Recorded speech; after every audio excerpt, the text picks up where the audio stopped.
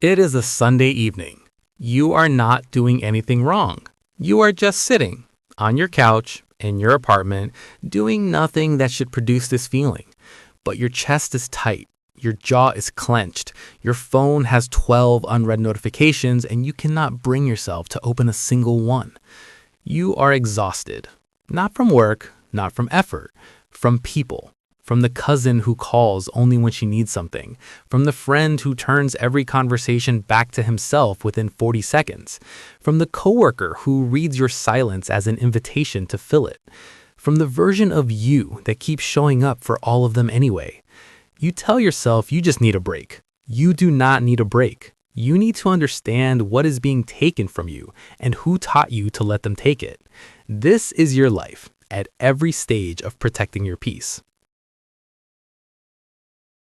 You were taught early that your value is relational. You are good when you are helpful. You are loved when you are available. You are safe when no one in the room is uncomfortable. So you learn to manage rooms. You read moods the way other people read weather. You adjust. You soften. You redirect. You absorb tension before it becomes conflict. Because conflict, you were taught without words, is your fault to prevent. This is not kindness. This is a survival strategy that outlived its context, and now it is running your entire life.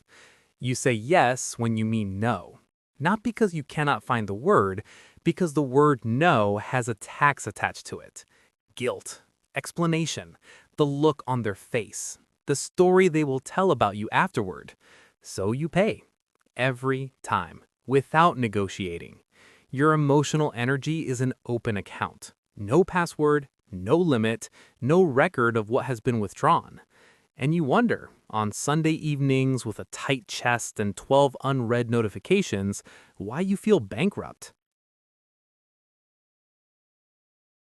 Something breaks. Not dramatically, not in a screaming match or a clean exit. It breaks quietly, in a moment so small you almost miss it. Someone asks you for something, your time, your attention, your energy. And for the first time, instead of immediately calculating how to give it, you feel the cost of it. Actually feel it. And you say, carefully, that you cannot. Not right now. The reaction tells you everything. They are confused, then hurt, then, depending on how long they have relied on your open account, subtly punishing. And you do the thing that stage 2 people always do. You over-explain. You apologize for the boundary while holding it. You give them the reason, the context, the reassurance that it is not about them, the timeline for when you will be available again. You have drawn a line in the sand and then spent 20 minutes explaining the line until it barely looks like a line anymore. This is stage 2. The boundary exists, but it is still costing you everything to maintain it. Because you are still running the old software, still measuring your worth in other people's comfort level, still treating their disappointment as your emergency. The boundary is new, the guilt is decades old. They are not evenly matched, not yet. You start paying attention differently, not emotionally, analytically. You begin tracking, without meaning to, who contacts you when they need something, versus who contacts you when they do not need anything at all.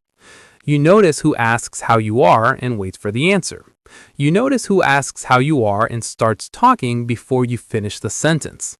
You are running an audit, and the numbers are not good. You have people in your life who have made a significant number of withdrawals and the near zero number of deposits. People you have carried through job losses, breakups, crises, and 3 a.m. phone calls. People who, when you had a quiet emergency of your own, were suddenly very busy, very overwhelmed, very unable to show up in the way you showed up for them. And you did not call them on it, because calling it felt cruel. Here is what stage 3 teaches you. Generosity without discernment is not a virtue. It is a vulnerability. You were not being a good friend. You were being an unguarded resource. And resources without boundaries do not attract gratitude. They attract consumption. You start making quiet decisions. You do not announce them. You do not send the confrontational text. You simply stop being as available. You let the response time stretch. You let the conversation end without you engineering its next chapter. And you watch what happens. Most of them do not notice. That tells you everything the audit could not.